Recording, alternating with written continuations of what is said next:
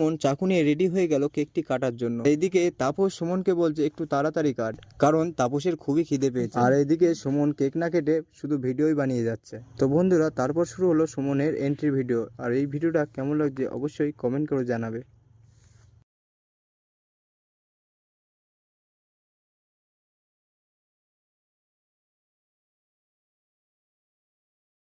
তো বন্ধুরা, বাইকটি কেমন লাগছে অবশ্যই কমেন্ট করে জানাবে। আর ডিউকের কোন কোন মডেল তোমাদের পছন্দ সেটিও অবশ্যই কমেন্টে জানাবে। তো এবার ফাইনালি সুমন কেক কাটা শুরু করে দিল।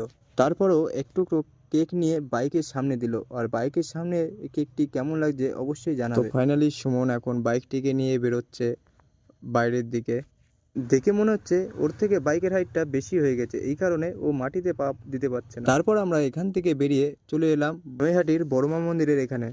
আর এখানে গঙ্গার ধারে রোদের অতিরিক্ত তাপ, ওখান থেকে বেরোতে বেরোতে অনেকটা রাত হয়ে গেছে।